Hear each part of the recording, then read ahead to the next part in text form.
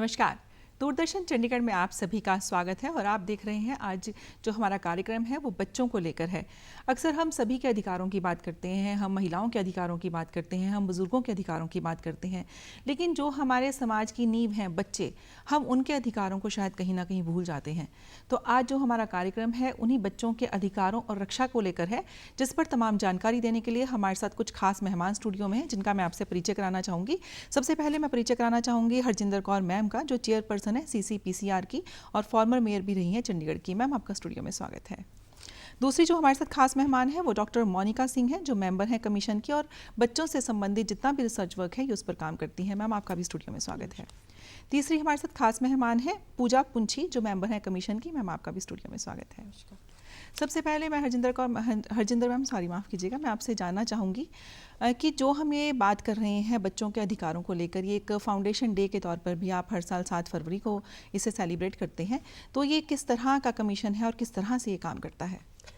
सबसे पहले तो प्रीति जी, मैं बहुत थैंकफुल हूँ आपके सारे चैनल की कि आपने मोस्ट वनरेबल एरिया को चुन के हमें यहाँ बुलाया है।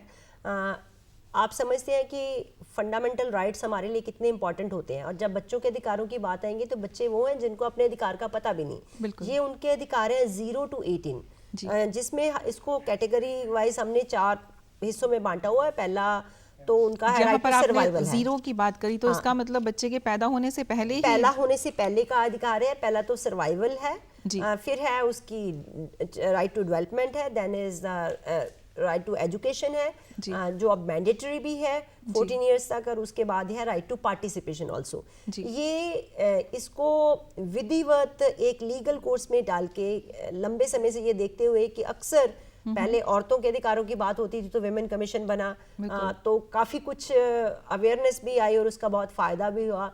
ये सेक्शन 17 के अंडर 2005 का ये एक्ट है, जिसकी 2013 में नोटिफिकेशन होके ये कमीशन बना हुआ है, और हमारा कमीशन पिछले 6 साल से काम कर रहा है हर साल, जिसका हम फाउंडेशन डे मनाते हैं। Primarily UN convention on child rights है, यो उसको हम फॉलो करते हैं। उसमें 45 आर्टिकल्स दिए हुए हैं बच्चों के अधिकारों से संबंधित, और हमारे डोमेन में 4 मेनली एक्ट आते हैं। RT, जो सबको पता है, right to free and compulsory education till the age of 14। Then दूसरा उनका है लेबर एक्ट है, जिसका नो चाइल्ड लेबर का जिसमें स्लोगन है।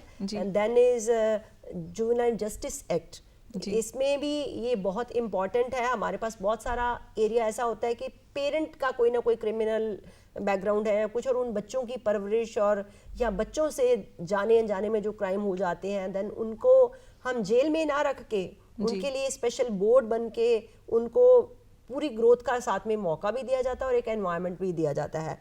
और देन फाइनली जो मोस्ट इम्पॉर्टेंट है अभी पॉक्सो एक्ट, जिससे हम बच्चियों का, हम पहले तो ये स्लोगन देते थे कि बच्ची के जन्म का अधिकार अभी है, उसकी सुरक्षा जो बहुत इंपॉर्टेंट है। तो जो हमारा कमीशन जो है वो एक कड़ी है पब्लिक और लोगों के अधिकारों के बीच में, और जो सिर्फ एक फोन कॉल ही लोगों से दूर है, पर बहुत से लोगों को उनके अधिकार का पता नहीं होता। चाहे बच्चे की एजुकेशन की बात है, चाहे बच्चों की सुरक्षा की बात है, उनकी डेवलपमेंट की बात है, स्ट्रीट चिल्ड्रन की बात है, जहाँ बच्चों के ऊपर होने वाले किसी तरह के जुल्म की बात है, चाइल्ड ट्रैफिकिंग की बात है, लेबर की बात है, हम सब तरह के इश्यूज को टेकअप करते हैं और विद इन मिनट्स करते हैं। क्योंकि जितनी भी चाइल्ड रिलेटेड ऑर्गेनाइजेशंस हैं, संस्थाएं सरकारी हैं, जैसे चाइल्ड वेलफेयर कमेटी है, देन चाइल्ड प्रोटेक्शन के लिए DCPU है, डिस्ट्रिक्ट चाइल्ड प्रोटेक्शन यूनिट है, then state child protection unit है, कमीशन इन सब के ऊपर एक मॉनिटरिंग बॉडी है। जी, मैं यहाँ पर मोनिका मैम से पूछना चाहूँगी, जैसे शुरू के 2 एक्ट को लेकर यहाँ पर मैम ने बात कही, तो उनके बारे में आप विस्तार से बताएं कि बच्चों की एजुकेशन को लेकर शुरू के 2 एक्ट में आता है, उस पर आप किस तरह से इन 2 एक्ट पर काम करती हैं? जो एक्ट्स हैं गवर्नमेंट ने बनाए हुए हैं, जैसे नेशनल पॉलिसी ऑफ एजुकेशन थी जो 1986 में आई थी, उसके बाद उसकी एक्सटेंशन जो RT एक्ट ऑफ 2009 और उसकी अमेंडमेंट हुई बाद में। बेसिक उसका यही पर्पस है कि हर बच्चा स्कूल जाए, और एजुकेशन ही एक ऐसा माध्यम है या टूल है जिससे हम एक बच्चे को एक शस्त्र दे सकते हैं ताकि वो एम्पावर हो सके। एम्पावरमेंट से उसमें एक सोशल डेवलपमेंट होती है, overall personality development, economic development तो बात की बात है, लेकिन और CCPCR वो एक ये जो एक्ट्स है और स्कूल के बीच में एक कड़ी है जो ये मॉनिटरिंग ऑर्गेनाइजेशन है जो कमीशन बने हैं, वो यही उनका पर्पस है देखना कि बच्चों की ओवरऑल डेवलपमेंट में कोई रुकावट ना आए। तो जो बच्चे एजुकेशन नहीं ले पाते, इसमें ज़्यादातर हम देखते हैं, इसमें दूसरा एक्ट जो आपका है चाइल्ड लेबर को लेकर इसमें एक्ट है, तो उसे आप किस तरह से देखती हैं? ज़्यादातर हम लोग देखते हैं कि बच्चे अभी चाइल्ड लेबर करते हैं, उसको किस तरह से निर्धारित करती हैं? कमीशन को जहाँ पे भी पता लगता है, जैसे मैम ने, हरजिंदर मैम ने, हमारे चेयरपर्सन ने बताया कि हम CWC, DCPO और जो लेबर कमिश्नर हैं उनके साथ मिलके हमारा एक टीम है जिनके साथ हम काम करते हैं। तो जो भी डोमेन में जहाँ पे भी कोई सोशल प्रॉब्लम है या जहाँ पे भी चाइल्ड का best interest of the child जो वायलेट हो रहा है, जहाँ भी चाइल्ड के साथ वायलेशन हो रही है और वो स्कूल नहीं जा रहा, तो हम उस पर एक्शन लेते हैं। और जो लेबर डिपार्टमेंट है, हमारे एक मेंबर लेबर डिपार्टमेंट से भी हैं, ही इज द ALC जो कमिश्नर हैं, तो वो भी है हमारे साथ। तो ही ऑल्सो एक टीम जाती है बच्चों की और स्टूडेंट्स की, जहाँ जहाँ पे हमें कोई वायलेशन मिलती है तो हम उस पर एक्शन लेके बच्चों को बैक टू स्कूल लेके जाते हैं। और अगर बच्चे ड्रॉप आउट हैं, मतलब स्कूल में नहीं एनरोल्ड हैं, तो वी मेक श्योर कि हम उनको रिहेबिलिटेट करें। इसमें साथ और ऐसे बहुत सारे केसेस हुए भी हैं। डॉक्टर मोनिका, मैं पूछना चाहूँगी कि जो आपने बात कही कि बच्चों को आप दोबारा वहाँ पर स्कूल लेकर भी जाती हैं, बहुत से केसेस में ऐसा देखा जाता है, अगर मैं कहूँ हमारे ही यहाँ स्टाफ के एक कुलीग हैं, उनकी ये क्वेरी भी थी कि पता लगता है कि पेरेंट्स अनएजुकेटेड हैं या उनके पास एम्प्लॉयमेंट का कोई सोर्स नहीं है, तो उनके बच्चे काम करते हैं। तो इस तरह के केसेस में आप किस तरह से हैंडल करेंगे? तो इस तरह के केसेस में पेरेंट्स की काउंसलिंग बहुत ज़्यादा ज़रूरी है कि अगर वो पढ़ लिख नहीं सके या वो अगर मतलब सोच रहे हैं कि उनका बच्चा एक अर्निंग हैंड है, तो हम उनको बताते हैं कि इसकी वायलेट करने की सज़ा क्या हो सकती है पेरेंट्स के लिए, और आपके लिए एजुकेशन कितनी ज़रूरी है। तो पेरेंट्स की काउंसलिंग बहुत ज़्यादा ज़रूरी है इसमें। ये बहुत ही सिंपल है कि बच्चे से लेबर को आना अपने आप में जुर्म है। 14 साल से पहले तो बिल्कुल भी नहीं। 14 साल के बाद वो बच्चा पेरेंट को हेल्प ही कर सकता है। वो एक्सक्यूजेस नहीं दे सकते। गवर्नमेंट ने एक्ट दिया है, RT एक्ट के तहत बच्चे को फ्री एंड कंपलसरी एजुकेशन मिल रही है, साथ में मिड डे मील भी मिल रहा है। बच्चे को किताबें मिलेंगी, बच्चे को कोई फीस नहीं है, बच्चे को वहाँ पे अच्छा खाना भी मिलना है, न्यूट्रिशन फूड भी मिलना है। तो हमारा मैंडेट है ये है कि 100% जो बच्चे हैं वो स्कूल जाएंगे, उनको स्कूल में एडमिट कराना। जो बच्चे स्कूल नहीं जा पाते, कई बार हम वहीं पे भी उनके लिए आंगनवाड़ी जैसे और उनके लिए स्पेशल एजुकेशन के लिए STCs बने हुए हैं कि वहाँ पे भी उनको उस तब तक के बच्चों को मेन स्ट्रीम कराने से पहले, जो बच्चे बिल्कुल कई बार उनकी एज का डिफरेंस होता है, तो उनके लिए भी हेल्प की जाती है। और 100% एजुकेशन जो है ये बच्चे का अधिकार है और ये हमारी ड्यूटी भी है। मैं यहाँ पर पूजा जी आपसे जानना चाहूँगी, पहले 2 एक्ट के बारे में हमें मोनिका जी ने बताया, जो लास्ट के 2 एक्ट हैं, एक पॉक्सो एक्ट के बारे में मैम ने बताया, जुवेनाइल के बारे में, इनके बारे में आप विस्तार से बताएं। पॉक्सो एक्ट में हमारे पास हमारे कंसल्टेंट्स होते हैं जी, और वो बहुत डिटेल्ड वेबिनार्स होल्ड किए हैं उन्होंने रिसेंटली, जिससे सबको अवेयरनेस दी गई है थ्रू स्कूल क्लस्टर्स और इंफॉर्मेशन पूरी के किस तरह से हम अब्यूज चिल्ड्रन को अप्रोच कर सकते हैं, वो हमें अप्रोच कर सकते हैं, और किस तरह से उनके क्या राइट्स है और उनको क्या फर्स्ट स्टेप लेना चाहिए, कि पुलिस को फ़ोन करना है, कि अपनी प्रिवेंशन करनी है, कि किसी को ट्रस्ट करना है या किसी को अप्रोच करना है। सो वो सारी डिटेल अंडर द एक्ट बच्चों को अवेयरनेस दी जाती है, टीचर्स को अवेयरनेस दी जाती है। तो इससे संबंधित कोई हेल्पलाइन नंबर रहता है अगर कोई इस तरह की चीज़ आती है तो? वो हमारा हेल्पलाइन है 1811098। इमीडिएटली वो जो हेल्प के लिए होता है। और उससे पहले हम स्कूलों में बच्चों के साथ अवेयरनेस प्रोग्राम्स भी करते हैं। बच्चों को गुड टच बैड टच के लिए हमने इन मास ट्रेनिंग दी है। थिएटर के माध्यम से भी हमने बच्चों को उनके कैंप्स भी करवाए हैं, उनकी वर्कशॉप्स भी करवाई हैं। और अब प्राइमरीली और सभी स्कूल्स में हमने पॉक्सो एक्ट के बड़े बोर्ड्स लगवाए हैं जी। सभी गवर्नमेंट स्कूल्स में ये और दूसरे स्कूल्स में ये लगे हुए हैं, ताकि बच्चों को पता जाए कि हमें अपनी प्रोटेक्शन भी करनी है और हमें अवेयर भी रहना है।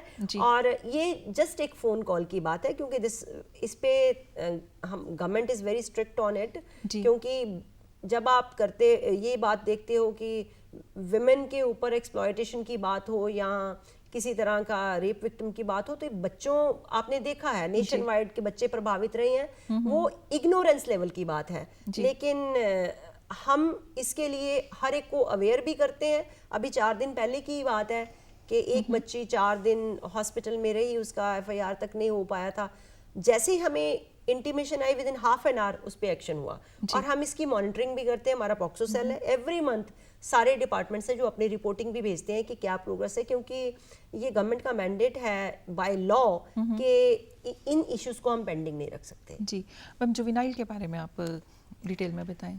Well, juvenile justice is a very very detailed act. जी। एंड उसके अंडर जो भी बच्चे क्राइम कमिट करते हैं, अंडर एज बच्चे, उनको जुवेनाइल होम में रखा जाता है और उनकी मेंटल हेल्थ और उनकी problems and whatever they have done उससे डील किया जाता है कि how they are to overcome. Basically जब हम बात करते हैं अपने होम्स की भी, तो we call it VTC, vocational training centre. तो वहाँ पे बच्चों को एक डिफरेंट लाइन, एक डिफरेंट थॉट फ्लो दिया जाता है, उन पे वर्क किया जाता है, उन पे अंडरस्टैंडिंग ली जाती है कि उन्होंने जो क्राइम कमिट किया under what circumstances, but yes they have to go through that punishment, और यू कैन से रिफॉर्म जिसको हम कहते हैं, वहाँ पे उन घरों में रह के, एंड वहाँ पर वो टिल द एज ऑफ 18 रहते हैं जी। सो वहाँ पर उनकी मेंटल वेलनेस का बहुत ध्यान रखा जाता है। हम लोग वहाँ इंस्पेक्शंस के लिए जाते हैं, वहाँ पे जुवेनाइल जस्टिस एक्ट को यानी प्रॉपर उसे फॉलो किया जाता है, देखा जाता है कि उस पर ठीक तरह से काम हो रहा है या कुछ नहीं। भी अनअटेंडेड नहीं छोड़ा जाता। वहाँ पे पूरी इंस्पेक्शन होती है कि बच्चों को मेडिटेशन कराई जाती है, योगा कराया जाता है, उनको डिफरेंट काम में इन्वॉल्व किया जाता है, देखा जाता है कि उनका किस चीज़ में इंटरेस्ट है, वो चीज़ उनको प्रोवाइड की जाती है सो दैट आगे चल के दे रियलाइज और वो अपने आप को रिफॉर्म करे और अच्छे ह्यूमन बींग्स बनने की कोशिश करें। मैं हरजिंदर मैम से जानना चाहूँगी कि मैम से अभी हम बात कर रहे थे बच्चों की एजुकेशन को लेकर। अगर हम बात करें कोविड की, तो ये बहुत बड़ी समस्या आई थी कि कुछ बच्चे एक तो पढ़ नहीं पा रहे थे, या फिर अगर पेरेंट्स के पास अर्निंग सोर्स नहीं था, वो फीस नहीं डिपॉजिट करा पाए। तो इस पर आपने किस तरह से काम किया? ये तो थ्रू आउट ही हमने करा है। पहले भी जो फीस का इशू है जी, इसका पेरेंट और स्कूल मैनेजमेंट के बीच की बात है जी। हमें कमीशन हमेशा best interest of the child watch करता है, और उसमें राइट टू एजुकेशन बच्चे का राइट है जी। वो उसको हम कभी भी मना नहीं कर सकते। तो हम पहला हमारा फोकस होता है कि बच्चे की एजुकेशन जो है वो जारी रहनी चाहिए। उसमें कई बार कोई इश्यूज कॉन्फ्लिक्ट्स आते हैं, तो हम पेरेंट्स को भी बुला के, स्कूल को भी बुला के, या एजुकेशन डिपार्टमेंट को भी बीच में लाके उसको रिजॉल्व कर देते हैं। हमारा पर्पस ये होता है कि बच्चे की एजुकेशन पे इम्पैक्ट नहीं आना चाहिए किसी भी इशू का। लेकिन अभी कोविड के दौरान it was a big challenge. पहले तो मैं ये कहूँगी कि हमें गैजेट्स के बिना कोई सहारा ही नहीं था, कि बच्चे मोबाइल फ़ोन से पढ़ रहे थे, ऑनलाइन एजुकेशन हो रही थी। लेकिन इसके सब बच्चों के पास फ़ोन है कि नहीं?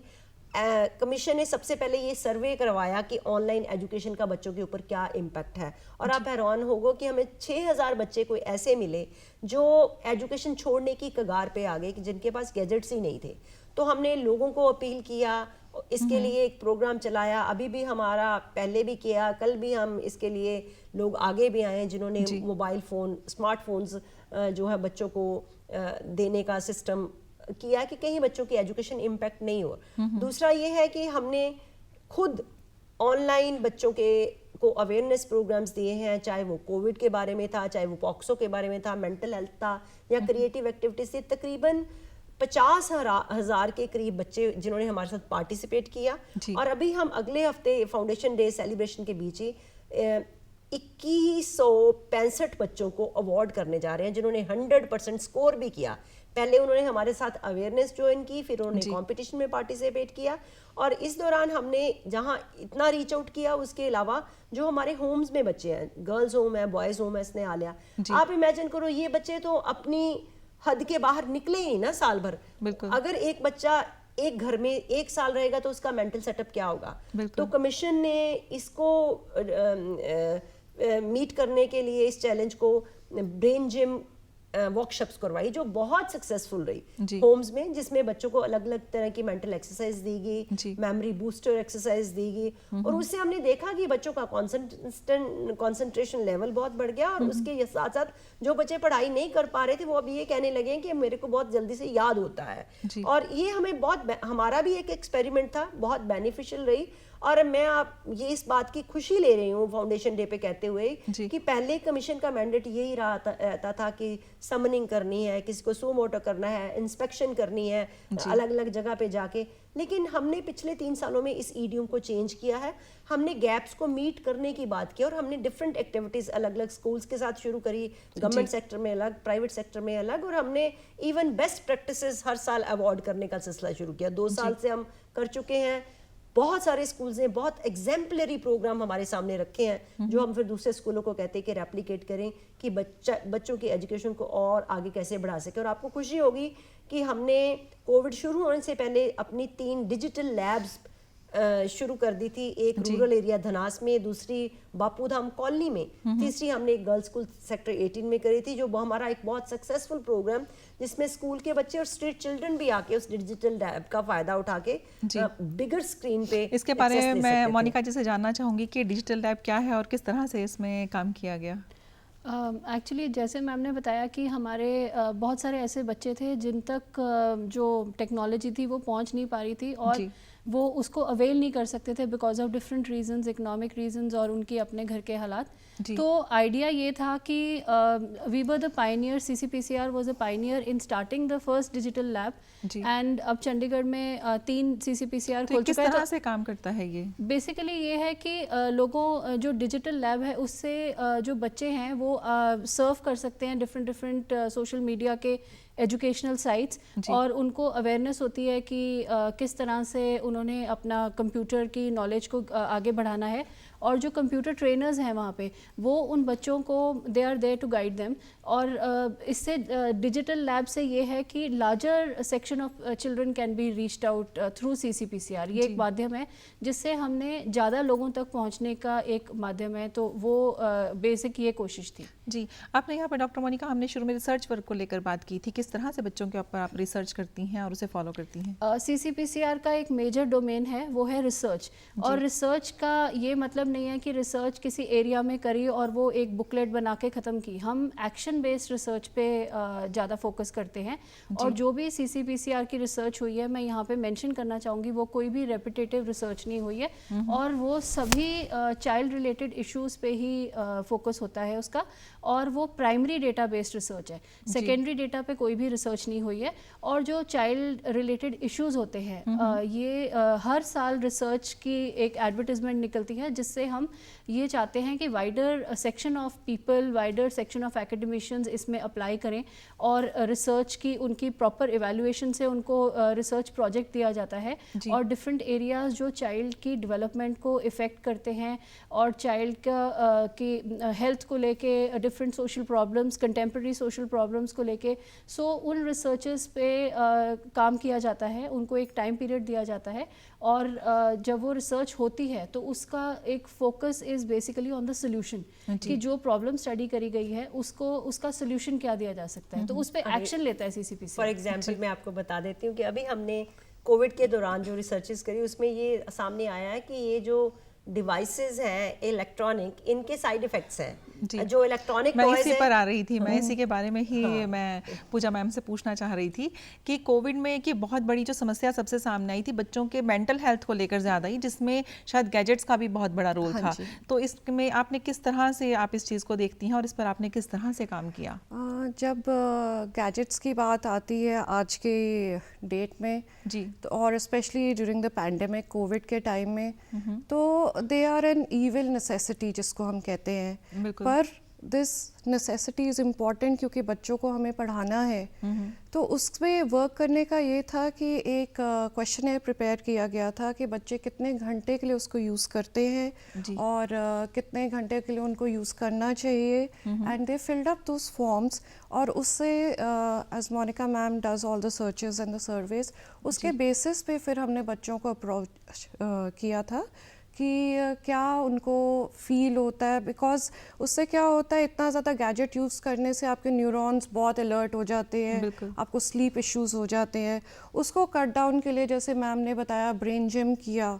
सो बच्चों को साथ साथ में फिजिकल एक्टिविटीज़ और ह्यूमन जहाँ पे वो थे जैसे फैमिली में है उनको गाइडलाइंस दी गई, how the family has to be involve और हाउ फैमिली उनको गैजेट्स यूज़ करते हुए उनको उससे दूर करके एक फिजिकल टच जो मिसिंग हो गया था स्टडीज़ में, उससे कैसे उनको अप्रोच करेंगे विद इन द हाउस ताकि उनकी मेंटल वेलनेस रहे। क्योंकि अगर मेंटल वेलनेस हिल जाए तो कोई पढ़ाई कुछ काम नहीं आता। सो इस बेसिस पे हमने अगेन एंड अगेन वर्कशॉप्स रखी, वेबिनार्स किए, डिफरेंट मेंटोर्स को अपने साथ लेके काम किया बच्चों के साथ ताकि उनको हर स्फीयर की हर नॉलेज मिले, but at the same time कोई सफरिंग ना हुए। स्पेशली उनकी इमोशनल इंटेलिजेंस पे बहुत ज़्यादा हार्ड वर्क किया थ्रू सर्वेज, थ्रू वेबिनार्स जैसे मैं पहले भी आपको बताया, एंड उनको क्वेश्चनिंग की और उनको हमने ये डोर सारे ओपन करके दिए कि हमसे बात करो, हमें फ़ोन करो, हमें अप्रोच करो। जी बिल्कुल। यहाँ मैं हरजिंदर मैम से पूछना चाहूँगी, हमने बात तो करी एक्ट के बारे में, बने भी हैं, अधिकार भी बने हैं, लेकिन बच्चे जिनके लिए अधिकार बने हैं वो इन राइट्स को कैसे एंजॉय करें? बिल्कुल, ये है कि पहली बात होती है अवेयरनेस, है ना। अवेयरनेस हम इन मास कर रहे हैं और अभी हमने पिछले कुछ सालों से कल्चर बनाया कि हम जैसे अभी हमने नेशनल गर्ल चाइल्ड डे को मनाते 10 दिन के प्रोग्राम किए जिसमें बच्चियों के लिए हमने उनको सेल्फ डिफेंस के इन मास प्रोग्राम करा के थाउजेंड्स को ट्रेनिंग दिलवाई। फिर हमारा एक है कि हमने चाइल्ड राइट एम्बेसडर बनाए हैं, टॉपर बच्चियों को अवार्ड किया, चंडीगढ़ की 16 बच्चियों को भी अवार्ड किया। पिछले मेंटर्स का एम्बेसडर्स का टर्म खत्म होगा और अब नए एम्बेसडर्स 6 हमने बनाए हैं जिसमें स्पेशल बच्चा भी है। अब ऑटिज्म का एक बच्चा है जो कि बेंगलोर तक नेशनल लेवल तक अपना कंप्यूटर एजुकेशन के में हेल्प कर रहा है। दूसरा हमारी टॉपर लड़कियां जो इंटरनेशनली गई हुई हैं। अब जब इन बच्चों के माध्यम से हम बच्चों के साथ काम करते हैं तो बच्चों को एक बेंचमार्क मिलता है कि ये करना है। दूसरा, अब हमने जो मेंटरशिप का अभी बात करी है पूजा मैम ने, हमने अलग अलग एरियाज के एक्सपर्ट को लिया है, सोशल लीडर्स को लिया है, क्योंकि हर घर तक ये बात जाए उसके लिए ज़रूरी है कि हम अपनी सोशल रिस्पॉन्सिबिलिटी को समझें। हमारे पास वेलफेयर एसोसिएशन है, जैसे हम चंडीगढ़ व्यापार मंडल के साथ हमने पहले 10 मार्केट्स चाइल्ड लेबर फ्री करी। अब मेंटरशिप प्रोग्राम में 12 और मार्केट्स को चाइल्ड लेबर फ्री करने का स्लोगन है। हम तो एक बार इस प्रोग्राम को कर देंगे, अब सोशल एंड पे उसको एक बाउंड्री देना, उसको एक मेंटेन करना स्टेटस को बड़ा इंपॉर्टेंट होता है। तो मेंटर्स ये काम करेंगे। दूसरा, अभी हम और भी ये चाह रहे हैं कि हम फॉस्टर केयर को और रिस्पाइट केयर को और अडॉप्शन की भी प्रमोशन करवाएं। चंडीगढ़ 10 किलोमीटर रेडियस में शहर है, लोगों के पास बहुत समृद्धता है और बहुत से घरों में बड़े अकेले बैठे हुए हैं। हमारे होम्स में बच्चे क्यों रहे, हम सरकार बच्चों को सब कुछ दे सकती है, लेकिन घर की फीलिंग जो है वो ह्यूमन टच के बिना नहीं पॉसिबल होगी। तो वो हम फॉस्टर केयर जिसमें ये होता है कि बच्चा सरकार की जिम्मेदारी रहता है, लेकिन हमें इजाज़त मिल जाती है कि बच्चा हमारे साथ रह पाए। और रिस्पाइट केयर में ये होगा कि वो वंस ए वीक जो भी उसका अडॉप्टेड पेरेंट है उसको आए, 3-4 घंटे के लिए गया, बच्चे का वेलबींग पूछ लिया, बच्चे की कोई नेसेसिटी मीट कर ली, बच्चे की काउंसलिंग कर दी कि उसका फ्यूचर प्लान क्या है, ताकि इन बच्चों को लगे कि हमारा कुछ है। तो हमने स्कूल्स के लिए अलग, होम्स के लिए अलग, एक तो है हमारा सरकारी तंत्र जिसमें सारे वेलफेयर के सभी डिपार्टमेंट्स हमारे साथ होते हैं, हेल्पलाइन से लेके यूटीसीपी से तक। तो इसमें से मैम आपने बच्चों को छुड़वाने की यानी मार्केट फ्री करने की बात कही, तो कितने बच्चे अब तक आपने इसमें फ्री करवाए हैं? इसमें अभी तो मैंने आपको बताया कि 10 मार्केट्स हैं जिसमें हमारे बोर्ड्स लगे हैं कि this is child labour free market.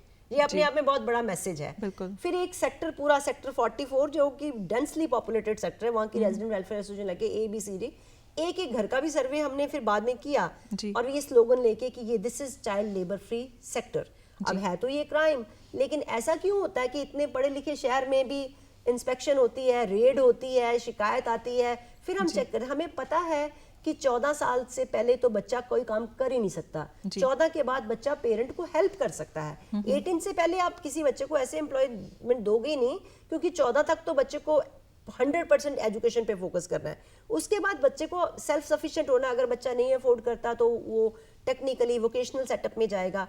तो वो ये है कि एज सच में गिनती तो आपको ये नहीं बताऊंगी। बच्चे रेस्क्यू होके आते हैं जैसे चाइल्ड हेल्पलाइन के थ्रू, और उसको रेस्क्यू होके आते हैं तो एक रिहैबिलिटेशन का सेटअप होता है जो DCPU के तहत उसको रिहैबिलिटेट किया जाता है, जो डिप्टी कमिश्नर के नीचे एकदम से आता है। यानी अगर हम ये बात करें तो कहने का मतलब कि बेशक आपने उन्हें फ्री करवाया है, कमीशन अपना काम कर रही है, लेकिन समाज का उसके बाद रोल हो जाता है कि वो इस तरह की वेरी इंपॉर्टेंट, मतलब ये हमारा ये है कि हम चंडीगढ़ को चाइल्ड लेबर फ्री मुक्त करें, सब आगे आए। हमारी एक दिक्कत है कि पंचकुला और मोहाली ये ट्राई सिटी का है कि जब बच्चा हम पकड़ के ले आए तो वो पंचकुला का निकलेगा तो इनको एकदम छोड़ना पड़ेगा, उसकी हम रिहैबिलिटेशन भी नहीं कर सकते, है ना। टेक्निकल इश्यूज हैं, लेकिन अब हम उनके लिए भी एक रीजनल सेटअप बना रहे हैं क्योंकि हमने यूनिसेफ को लेके इंटरनेशनल प्रोग्राम बेस पे किया। ये हमारा फोकस रहेगा आते दिनों में। हम ये मानते हैं कि चंडीगढ़ सिटी ब्यूटीफुल है, चंडीगढ़ को चाइल्ड फ्रेंडली सिटी बनाने के लिए हम आगे काम करना पड़ेगा। मैं यहाँ पर डॉक्टर मोनिका से जानना चाहूँगी कि आपने कुछ एक बुकलेट यानी कि निकाली है और कुछ एक शायद आपका कैलेंडर भी है, मैं चाहूँगी कि वो आप हमारे दर्शकों को दिखाएं। This is our event calendar, है ना।